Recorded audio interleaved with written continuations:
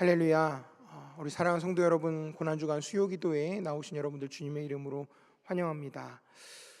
복음서의 기록을 이렇게 쭉 따라가다 보면 오늘은 참 이상하리만치 되게 조용한 날입니다. 예수님이 어떤 행적을 하셨는지 기록이 안 된 침묵의 날이기 때문에 그렇습니다. 그렇지만 이 고요한 날이지만 결코 평화로운 안식의 날은 아니었습니다. 이 당시에 예루살렘 성 안에서는 예수님을 죽이려고 하는 음모가 칼날처럼 날카롭게 세워지고 있었고, 우리 예수님은 홀로 그 십자가라는 그 거대한 죽음의 산을 마주하면서 베다니의 밤을 보내고 계셨습니다. 근데 어쩌면 우리 인생 가운데도 이런 수요일이 있습니다. 금요일의 고통이 예고되어 있고 일요일의 부활은 아직 멀게만 느껴지는 막막한 중간의 시간 말입니다. 하나님은 침묵하시는 것 같고 내 앞에는 도저히 넘을 수 없는 고난과 죽음의 그림자만 짙게 깔린 것 같은 그런 날인 것이죠. 근데 이 적막한 수요일 저녁에 저는 세상에서 가장 강한 남자의 대명사라고 불리는, 아니 이제 불렸던 액션스타 척 노리스를 한번 좀 생각을 해봤습니다. 중장년 세대한테는 그 콜로세움에서 이소룡하고 이렇게 1대1로 대결을 했던 그 맹룡과강이라는 영화에 나왔던 영화의 무비 스타로 기억이 되고, 또 이 사람이 워낙에 그 무적의 캐릭터를 많이 연기하다 보니까 젊은 사람들한테는 한때 밈으로 되게 유행했던 그런 사람이었습니다. 근데 이 사람은 젊은 시절에는 굉장히 방황하는 삶을 살았는데 그 방황을 뒤로 하고 굉장히 독실한 기독교인으로 그 삶을 살았습니다. 마지막 순간까지요. 그래서 이 사람은 기회가 있을 때마다 자신의 신앙을 고백하는 일을 거리낌 없이 신앙을 고백하는 일들을 했었습니다. 그래서 이런 사람을, 이 척 노리스를 세상 사람들은 그랬죠. 약간 어쩌면 살짝 놀림의 표현이기도 하겠지만 결코 패배하지 않는 무적의 강자, 이렇게 이야기를 했었습니다. 그런데 이 척 노리스는 이런 말을 했었습니다. 진정한 남자는 그리스도를 위해 살아갑니다. 기회가 있을 때 그리스도와 화해하는 것이 중요합니다. 실제로 그가 이런 말을 했었다고 하더라고요. 이 세상의 영웅도 인생의 기회가 있을 때에 가장 먼저 해야 될 일이 무엇이냐? 그리스도와 화평해야 된다라고 얘기를 한 겁니다. 왜 그럴까요? 이 성경은 그 이유를 굉장히 정직하게 이야기해주고 있습니다. 세상의 다른 책들은 겪게 될 고난을 피하는 방법 혹은 죽음을 잊어버리는 그런 법을 가르치려고 하지만 성경은 고난이나 이 죽음을 포장해서 보여주지 않습니다. 근데 오늘 우리가 읽었던 이 4절의 말씀 속에서 죽음이라는 단어가 무려 5번이나 반복이 되니까요. 특히 히브리서 기자는 우리 인간을 향해서 이렇게 얘기를 합니다. 죽기를 무서워함으로 한평생 매여서 종로로 타는 자들이라고. 성도 여러분, 이 말씀에 동의하십니까? 아무리 근육이 단단한 강자라고 해도 우리는 뭐가 결핍될까 봐, 병들까 봐, 혹은 내 존재가 지워질까 봐 두려워하면서 평생을 그 불 안에 끌려다니는 종과 같은 존재라는 것입니다. 하지만 이 복음은 그 비참한 현실을 정직하게 마주하는 데서 시작된다는 것이죠. 그래서 오늘 우리는 이 침묵의 수요일 저녁에 우리에게 아직 기회가 남아 있을 때 우리가 그렇게 피하고 싶어 했던, 생각하고 싶지 않았던 그 고난과 죽음의 진실을 우리 예수님과 함께 정직하게 마주해 보려고 합니다. 그리고 그 두려움의 사슬을 끊으신 우리 구원의 창시자 예수 그리스도께서 우리에게 주시는 그 진정한 용기가 무엇인가를 함께 나누어 보려고 합니다. 사실 세상에서 고난과 죽음을 피할 길이 없죠. 아담의 후손이 살아가는 모든 인생은 다 고난이 덕지덕지 붙어있는 인생이고 그 끝은 죽음입니다. 고난과 죽음의 그 부인할 수 없는 현실이 우리에게 그 고통을 주는 만큼 부활의 메시지는 굉장히 우리에게 충격적으로 다가오게 되는 것이죠. 그래서인지 성경만큼 고난과 이 죽음이 얼마나 비참한 것인지를 정직하게 사실적으로 묘사하는 책도 사실 없습니다. 그래서 성경은 이렇게 성경을 읽는 사람으로 하여금 그 고난과 죽음이라는 것을 정직하게 보게 하는 것이죠. 오늘 아까 우리가 읽었던 4절에만 해도 죽음이라는 단어가 5번 나옵니다. 고난이라는 단어가 2번이 나오고요. 특히 15절은 예수 그리스도 밖에 있는 사람을 죽기를 무서워함으로 한평생 종노릇하는 모든 자라고 묘사를 합니다.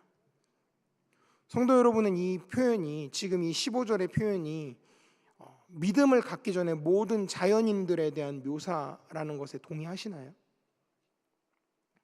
이런 이 비참한 현실이 예수님께서 육신을 입고 이 세상에 오셔서 살다가 죽으셨고 부활하신 이 복음의 배경이 되는 겁니다. 결론에서 제가 말씀드리겠지만 예수 그리스도의 복음은 우리로 하여금 고난과 죽음을 마주할 수 있는 용기를 준다는 것이죠. 우리가 읽었던 말씀 중에 9절은요, 예수님의 낮아지심과 높아지심을 대조적으로 보여줍니다. 예수라는 이름을, 이 히브리서를 쓴 사람이 예수님의 그 인성과 고난에 대해서 말할 때 이 표현을 굉장히 즐겨서 사용을 했습니다. 그래서 예수님의 고난 그리고 예수님의 죽음에 대해서 얘기하려고 하는 이 2장 9절에서 이 히브리서 기자가 처음으로 예수라는 호칭을 사용을 합니다.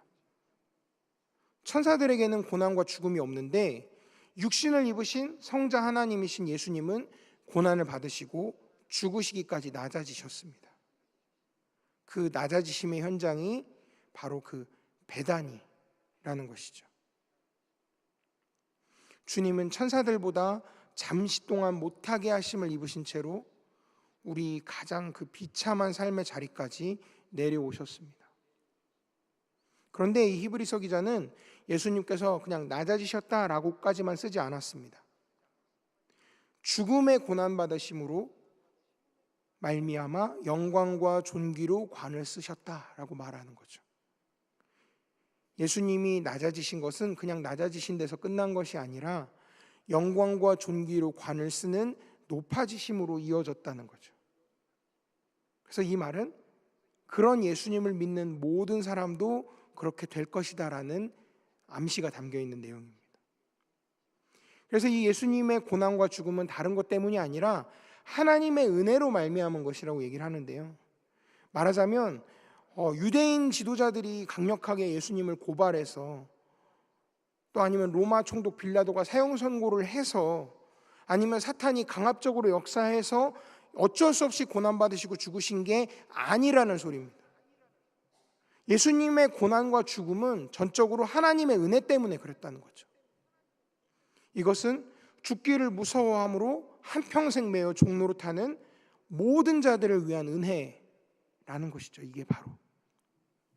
그래서 9절 하반절에 이렇게 말씀을 합니다. 우리 9절 하반절 말씀 같이 함께 읽겠습니다. 시작.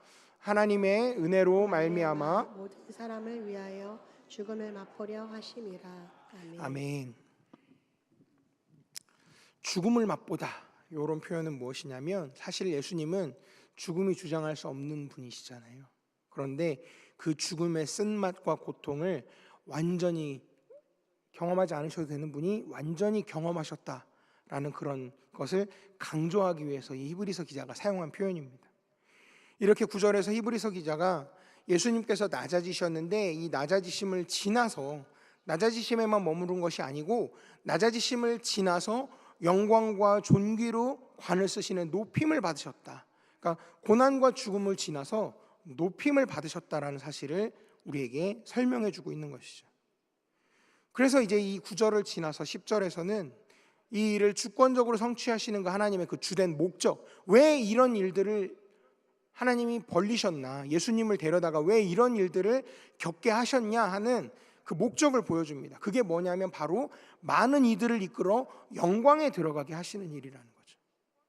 죄와 비참함, 고난, 죽음에 굴곡하고 그것에 매여서 종노릇하면서 벗어나지 못하는 사람들을 당신은 그 자녀로 삼으셔서 영광에 들어가게 하시는 것, 이것이 바로 성자 하나님이 성육신하신 것, 그리고 고난과 죽음을 통해서 이루셨던 성부 하나님이 가지고 계시던 그 목적이었다는 거죠. 그래서 이것을 위해서 하나님께서는 우리의 구원의 창시자를 고난을 통하여서 온전하게 하셨던 겁니다. 근데 여기서 이 예수님이 온전하게 되셨다라는 말은 뭐 인격적으로 온전해졌다, 도덕적으로 온전해졌다 이런 의미가 아니라 우리의 속죄와 구원을 이루셔야 되는 그 대제사장으로서의 그 직무를 감당하는 일을 이제 온전하게 감당하시게 되었다라는 그런 의미인 겁니다. 이 대제사장은 연약한 죄인을 동정할 수 있는 사람입니다. 왜냐하면 그 자신이 연약한 사람이기 때문에 그렇다는 거죠. 그러니까 예수님은 고난을 겪지 않으셔도 되는데 고난을 직접 친히 겪으셔서 우리 구원의 창시자로 온전하게 그 역할을 온전하게 감당하시게 된 거라는 거죠. 고난을 통해서 완전한 속죄를 드리게 되면서 온전한 우리의 구주가 되어 주셨다라는 거죠. 그래서 그 온전한 그 순종을 통해서 완전한 의를 우리에게 허락해 주시는 구세주가 되어 주셨고, 고난을 겪어보셨기 때문에 우리를 충분히 넉넉하게 동정하실 수 있는 대제사장이 되셨다라는 겁니다. 이렇게 예수님께서 겪으셨던, 태어나면서부터 겪으셨던 그 고난들은 모든 그 살아가면서 겪으셨던 모든 유혹들, 시련들이 있죠. 우리는 말씀을 읽으면서 잘 압니다. 어떤 일들을 겪으셨는지. 그런데 그것들을 다 포함하고 거기에 더해서 우리가 지금 이 한 주간 묵상하고 있는 예수님의 그 십자가에서의 죽으심, 그 쓰라린 경험에서 절정에 달하게 되는 겁니다.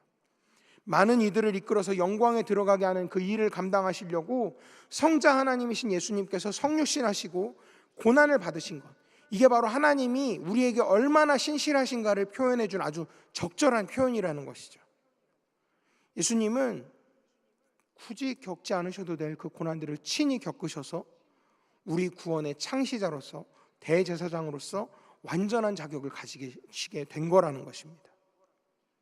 그런데 여기서 이 히브리서 기자가 지금 아까 말씀드렸던 아들들을 이끌어 영광에 들어가게 하시는 목적, 이게 이제 1차적인 목적이고요. 그리고 예수님의 고난과 죽으심이 가지는 두 가지의 부차적인 목적을 얘기를 합니다. 두 가지가 있는데 먼저 우리 14절 말씀을 같이 함께 14절 읽겠습니다. 시작.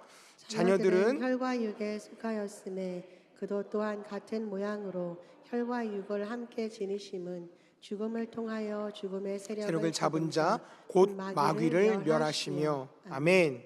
첫 번째 목적, 그것은 뭐냐면 죽음을 통해서 죽음의 세력을 잡은 자, 그러니까 마귀를 멸하시기 위해서 그 일을 겪으셨다라는 겁니다. 마귀가 죽음의 세력을 잡았다라는 것을 이렇게 묘사되는 것은 본질적으로 사실 모든 것은 하나님께 다 속하지만 마귀가 인간을 범죄하도록 미혹했잖아요. 그렇기 때문에 그 죽음에 대한 권세를 얻게 되었다는 걸 얘기하는 겁니다. 예수님은 죽음을 통해서 죽음의 권세를 잡은, 세력을 잡은 이 마귀를 멸하셨는데 이것을 위해서 친히 피와 살을 입은 우리 같은 모양으로 육신을 입으셔야 했다라는 겁니다. 근데 이거를 잘못 이해하면 죽음을 통해서 마귀에게 죗값을 지불하신 건가? 라고 이해할 수 있습니다. 그렇지만 사실 사탄은 하나님과 동등된 위치에 있지 않죠. 똑같은 피조물입니다. 예수님의 죽으심은 죽음으로 사탄에게 값을 치르기 위해 죽으신 것이 아니고 하나님의 공의를 만족시키시기 위한 그 대속 형벌을 받으시기 위한 죽음이었기 때문에 그렇습니다. 죽음을 통해서 죽음의 세력을 잡은 자 마귀를 멸하는 것, 이게 바로 예수님께서 육신을 입고 고난받으시고 죽으신 첫 번째 부차적인 목적이라는 것이죠. 그 예수님께서 인간이 되셔서 이렇게 고난받으시고 죽으신 그 두 번째 부차적인 목적은 무엇인가 하면 우리 15절 말씀인데요. 우리 15절 말씀 같이 함께 읽겠습니다. 시작. 또 죽기를 무서워함으로 한평생 내어 종로로 타는 모든 자들을 놓아주려 하심이니. 아멘. 예수님의 그 죽음을 통해서 일생을 죽음이 두려워서 종로로 타는, 그렇게 살아가는 사람들을 해방시키시기 위해서 죽으셨다라는 겁니다. 하나님께서 세상을 창조하시고 사람을 지으셨을 때 세상을 원래는 지배하도록 소명을 받았었죠, 우리 인간은. 그런데 범죄함으로써 죽음에 매여서 종노릇하는 인생이 되어버렸던 겁니다. 이 죽음의 그림자가 우리 삶의, 인간의 삶의 모든 영역을 다 덮고 있는 것이죠. 이 죽음이라는 게 단순히 생명이 끊어지는 것만 의미하는 것은 아니고요, 내일이 오는 게 두려운 그런 마음, 혹은 실패하면 내 인생이 끝장나는 게 아닐까라고 생각하는 그런 공포심, 건강을 잃을까봐 전전긍긍하는 그 모든 그 불안의 사슬들, 이런 것들이 바로 우리가 죽음의 종노릇하고 있다는 증거라는 겁니다. 이 죽음의 어두운 그림자는 우리가 행복한 시간을 가질 때마다 그 우리의 즐거움이 되게 덧없다라는 사실을 우리에게 깨닫게 만드는 그런 일들을 하죠. 이 예수님은 죽음을 통해서 죽음을 멸하시기 위해서 인간이 되셔야만 했습니다. 예수님의 죽음은 예수님이 사랑하시는 이 사람들을, 우리들을 사망의 지배와 두려움에서 자유롭게 하기 위해서, 그들이 죽어야 되는데 그들을 대신한 죽음이었다라는 것이죠. 우리 모두가 당해야 마땅한 그 죽음을 예수님께서 친히 담당하심으로 이제 우리는 존재 자체를 따라다니며 늘 괴롭히는 그 죽음의 괴로움으로부터 자유하게 된 것입니다. 이 히브리서 기자는 예수님께서 이렇게 고난과 죽으심을 맛본 이유가 우리로 하여금 더 이상 고난과 죽음을 두려워하지 않아도 되는 삶을 주시기 위해서, 그렇게 얘기하고 있습니다. 우리를 죽음의 종노릇에서 자유하게 하셨다라는 거죠. 이걸 이제 현실적으로 우리 삶에 좀 대입해 보면 이렇습니다. 우리는 살아가면서 되게 많은 절망의 상황들을 맞이하죠. 그 자체가 하나하나가 다 많은 고난들이고 또 작은 죽음이기도 합니다. 신자의 인생에서도 이런 일들은 계속해서 우리 가운데 일어나죠. 하지만 이 히브리서의 말씀은요, 그리스도인의 삶 속에서도 이런 일들이 일어난다, 일어날 수 있다. 하지만 이 모든 절망의 상황을 마주하면서도 다르게 반응할 수 있다라고 우리에게 가르쳐 주는 겁니다. 왜냐하면 예수님께서 우리가 겪어야 될, 우리가 받아들여야 될 그 죽음을 지나심으로써 우리를 그 고난과 죽음에 대한 두려움에서 건져내셨기 때문입니다. 이 말씀은 고난과 죽음 너머에 영광과 존귀로 관을 쓰신 예수님을 보라고 지금 우리에게 권면하고 있다는 것이죠.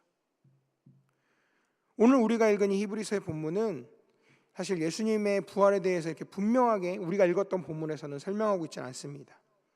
오히려 예수님의 고난과 죽으심에 대해서만 좀 강력하게 초점을 맞추는데요, 하지만 우리는 예수님의 그 고난과 죽음 너머에 대해서 말씀하시는 바를 들을 필요가 있습니다. 예수님께서 고난과 죽음을 넘어서 영광과 존귀로 관을 쓰셨다, 이 읽은 우리가 이 말씀을 주목할 필요가 있다는 거죠. 고난과 죽음의 현실 우리가 정직하게 마주하지 못하면 그 너머를 못 봅니다. 그것도 제대로 보지 못하는데 그 너머를 어떻게 볼 수 있겠습니까? 예수님의 부활과 영광도 그러면 우리에게 소망의 메시지가 되지 못하는 것이죠. 예수님의 부활 사건, 그 영광스러운 부활 사건은 고난과 그 십자가의 죽음이라는 그 배경을 거쳐서 일어난 사건인 것이죠. 예수님께서 고난받으셨던 것, 십자가에서 죽으신 것, 이것은 인간이 스스로의 힘으로 벗어날 수 없는 그 비참하고 절망적인 현실을 우리에게 얘기해 주는 겁니다. 예수님은 이 고난과 죽음을 친히 맛보심으로써 고난과 죽음의 현실을 살아가는 우리를 동정하셨고요, 능히 도울 수 있는 구원의 창시자가 되시고 우리의 완전한 대제사장이 되셨다라는 겁니다. 우리가 살아가면서 겪는 이 수많은 절망의 상황들, 아주 가까운 예로만 들어도 앓고 있던 질병에 대해서 계속 검사를 받는데 점점 더 안 좋아지는 상황들을 겪는다든지, 재정의 문제에 대해서 계속해서 간구하고 기도하는데 기대하는 바와 달리 점점 더 악화되어져 가는 그런 절망적인 상황들, 그런 수없이 마주하게 되는 그런 모든 절망적인 상황들 속에서 그리스도인이 다르게 반응할 수 있는 것은 예수님께서 고난과 죽음에만 머무르신 게 아니라 그 고난과 죽음을 지나서 부활하셨다라는 사실 때문에 우리는 우리에게 닥쳐오는 고난들에 대해서 다르게 반응할 수 있다라는 겁니다. 그리스도인은요, 망해도 망하지 않습니다. 그래서 바울 사도는 이런 자기가 지금 겪고 있는 그 사도 바울이 겪고 있는 이 고난의 절망적인 상황들에서 이렇게 고백을 했습니다. 우리 고린도후서 4장 8절 9절 말씀인데요. 우리 8절 9절 말씀 같이 함께 읽겠습니다. 시작. 우리가 사방으로 우겨쌈을 당하여도 쌓이지 아니하며 답답한 일을 당하여도 낙심하지 아니하며 박해를 받아도 버림받지 아니하며 거꾸라뜨림을 당하여도 망하지 아니하고. 아멘. 이렇게 얘기를 하는 거예요. 자기 상황이 이렇다. 그런데 이렇게 말하는 이유를 이제 이어서 또 말을 합니다. 우리 10절과 11절 말씀인데 이것도 같이 함께 읽겠습니다. 시작. 우리가 항상 예수의 죽음을 몸에 짊어짐은 예수의 생명이 또한 우리 몸에 나타나게 하려 함이라. 우리 살아있는 자가 항상 예수를 위하여 죽음에 넘겨짐은 예수의 생명이 또한 우리 죽을 육체에 나타나게 하려 함이라. 아멘.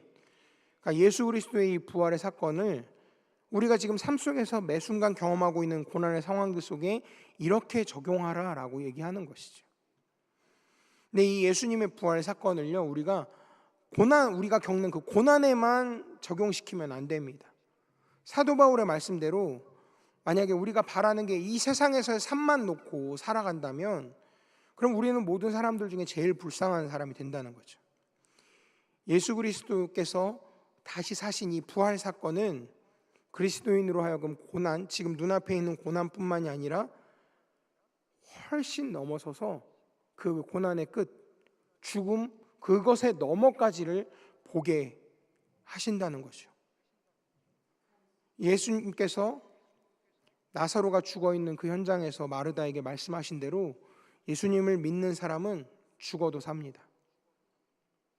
예수님을 살리신 하나님께서 우리도 죽음 가운데서 다시 살리시고 주 앞에 서게 하실 것을 알기 때문에 그런 것이죠.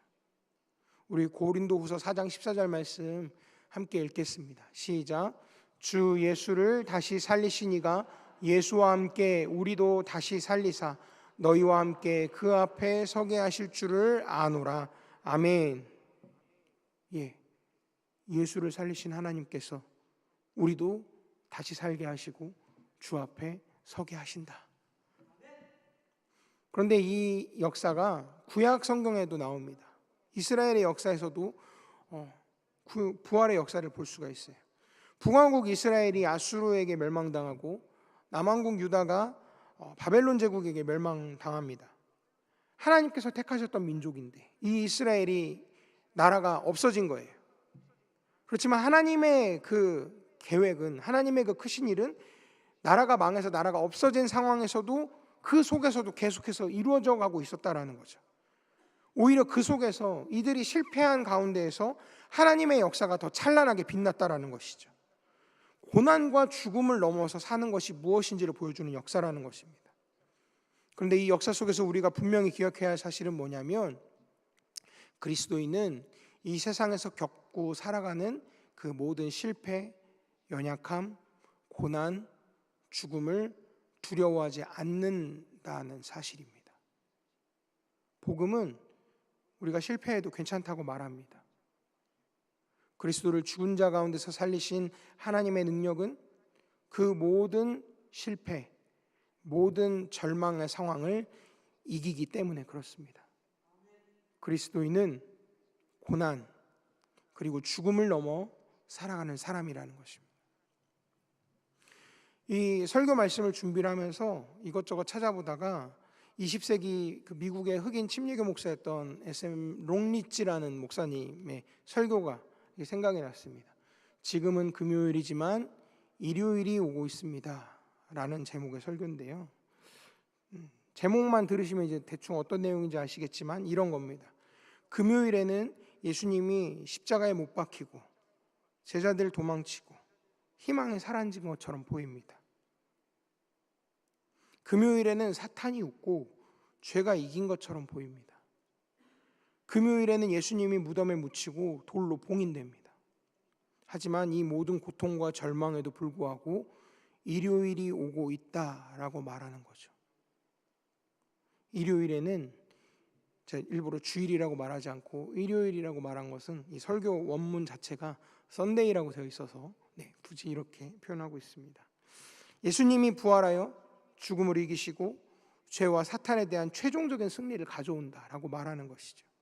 제가 이 설교의 일부를 좀 인용해서 읽어드릴게요. 금요일입니다. 예수님은 기도하고 계십니다. 베드로는 잠들어 있습니다.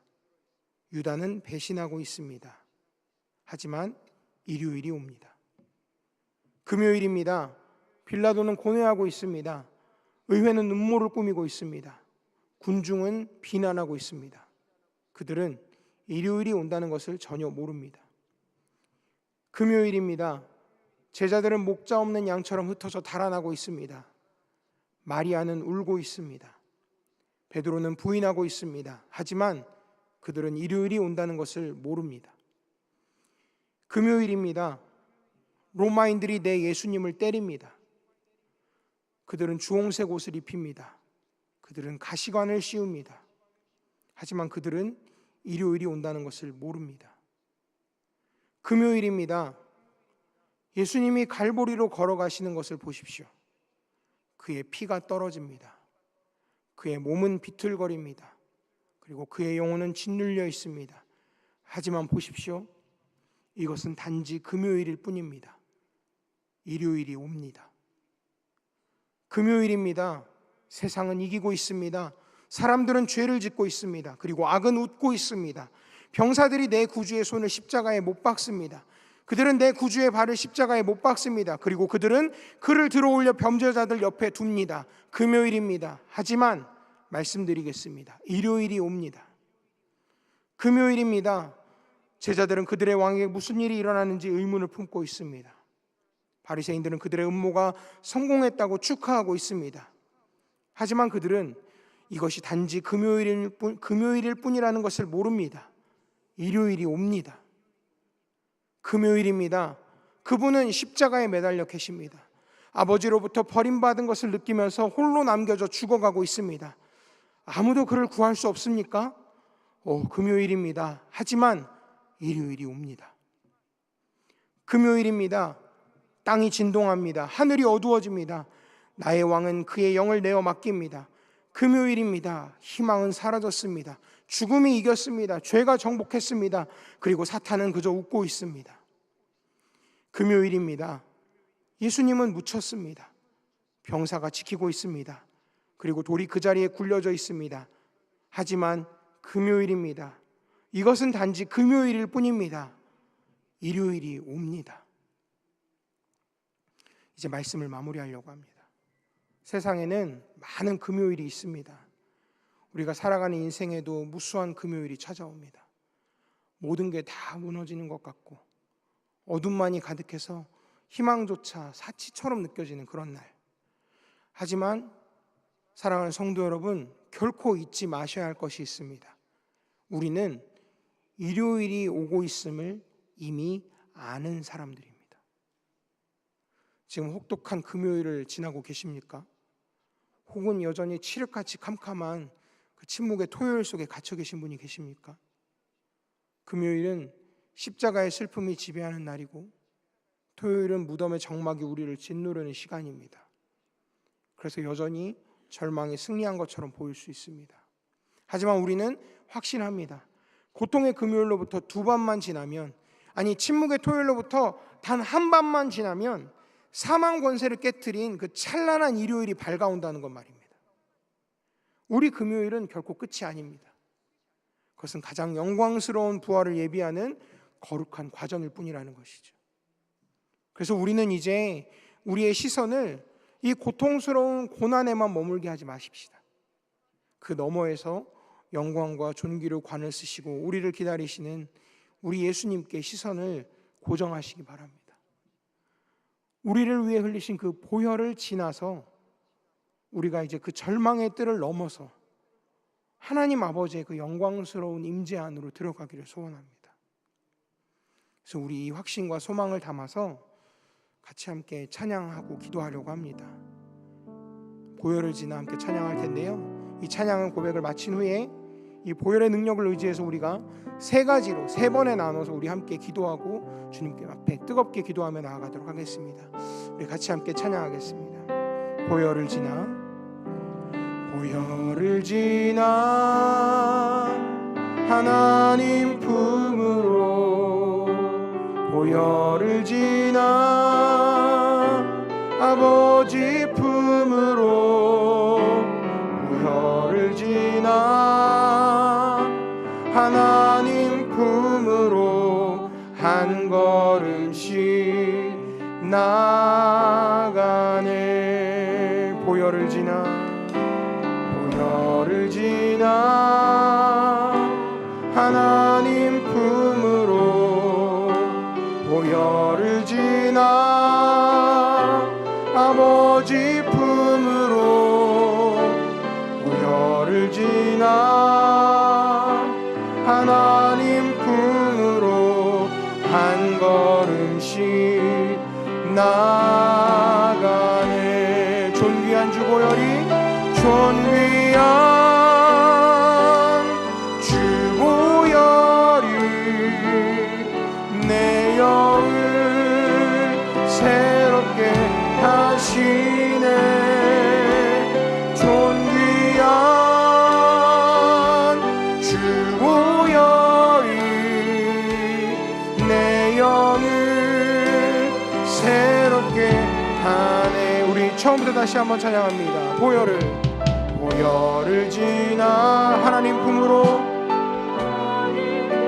보혈을 지나, 보혈을 지나 아버지 품으로, 보혈을 지나 하나님 품으로 한 걸음씩 나가네.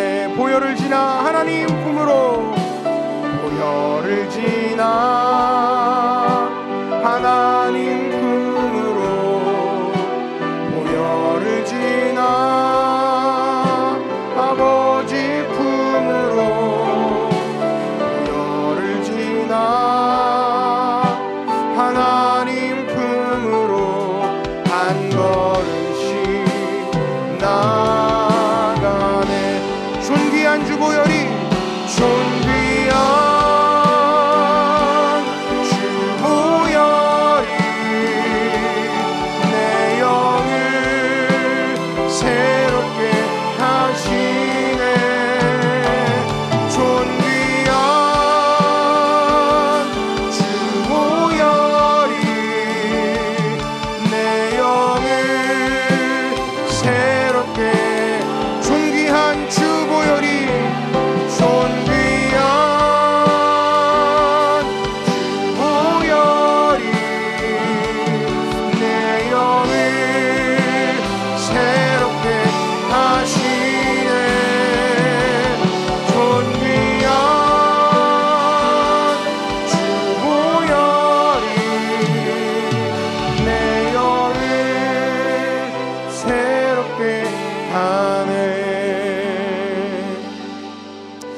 첫 번째로 좀 기도할 텐데요, 우리는 고난이 오면 참 피하고 싶고 죽음의 그림자가 두려우면 눈을 감아버리고 싶어합니다.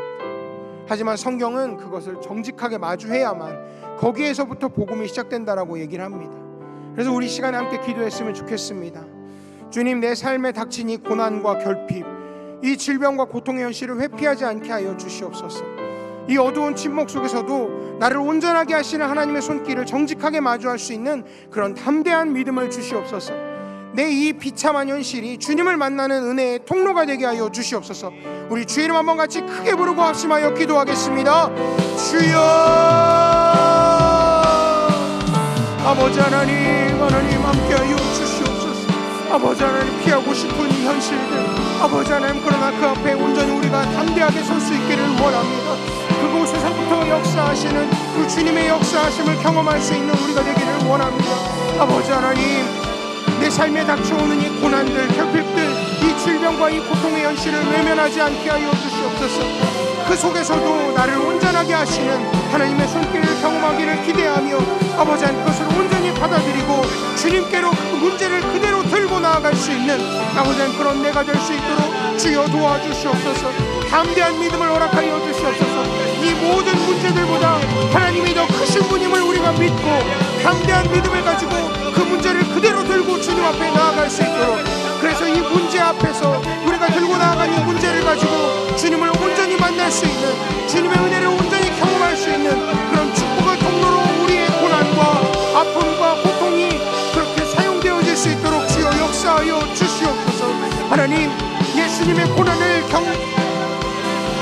묵상하는 이 시간 가운데에서 우리도 우리의 고난과 고통을 가지고 주님 앞에 그대로 들고 나아갑니다.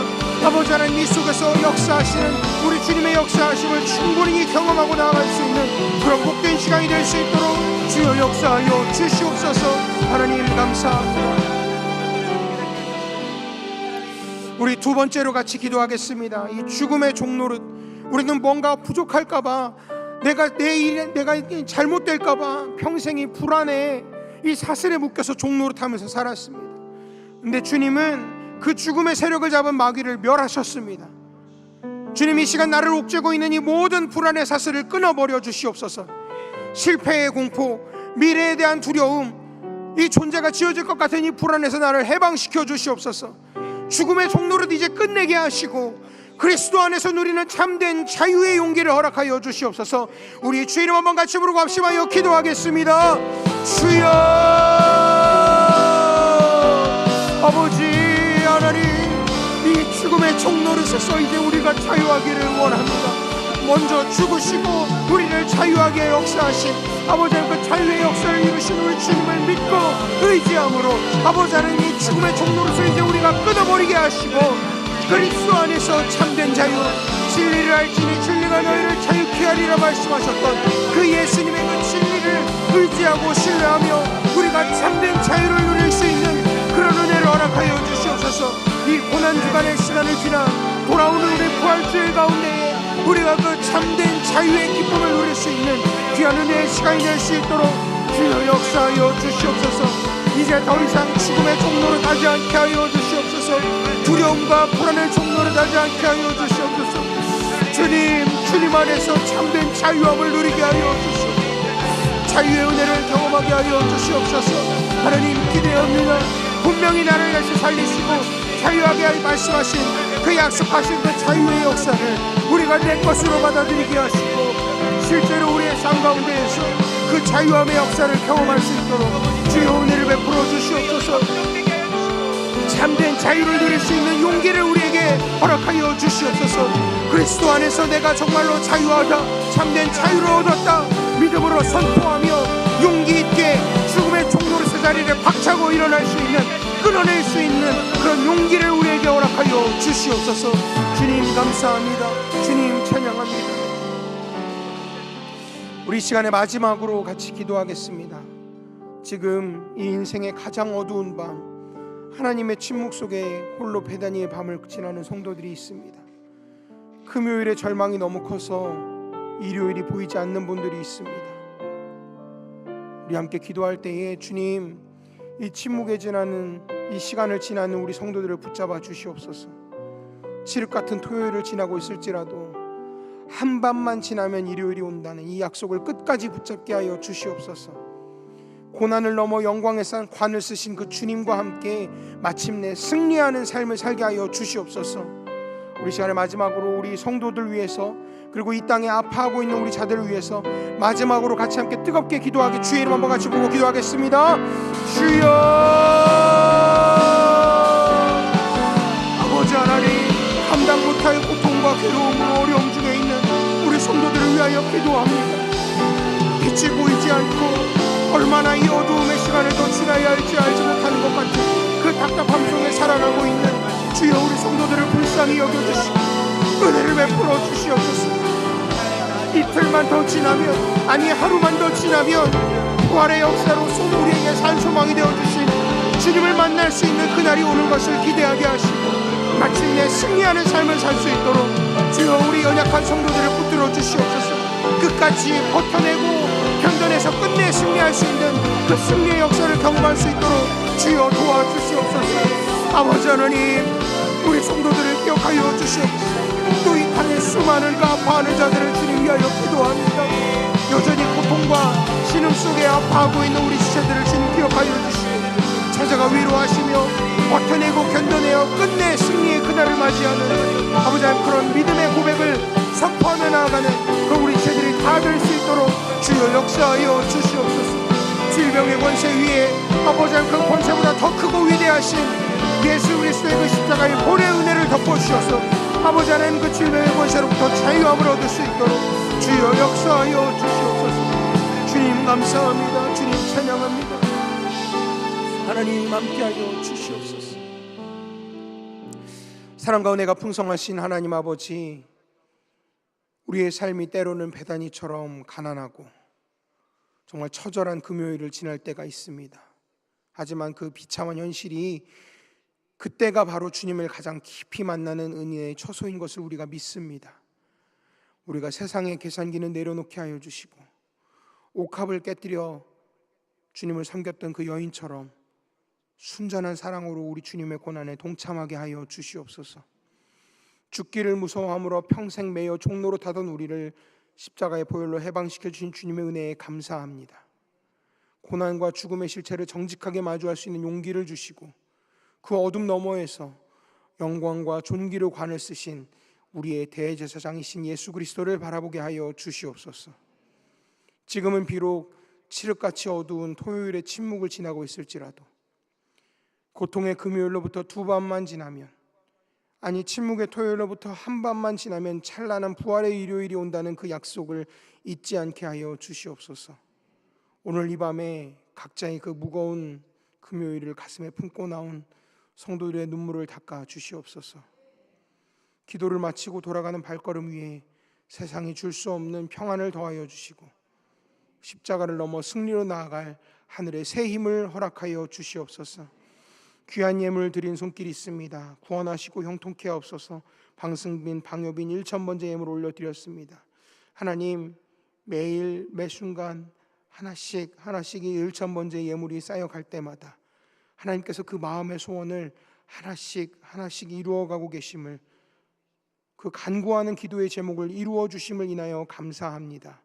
마침내 끝까지 승리하며 이 드려진 예물이 온전히 하나님께 귀하게 쓰임받고 올려드린 이 기도의 제목, 하나님이 정하신 그때에 넘치는 은혜와 사랑으로 역사하여 응답하여 주실 줄 믿게 하시고 함께 기쁨으로 그 시간을 맞이하게 하여 주시옵소서. 우리를 위해 죽음을 맛보시고 생명의 길을 열어주신 우리 구원의 창지자이시며 우리의 영원한 대제사장이 되어주시는 온전한 구주이신 예수 그리스도의 이름으로 간절히 기도하였습니다. 아멘. 주기도문 하시겠습니다. 하늘에 계신 우리 아버지, 아버지의 이름을 거룩하게 하시며 아버지의 나라가 오게 하시며 아버지의 뜻이 하늘에서와 같이 땅에서도 이루어지게 하소서.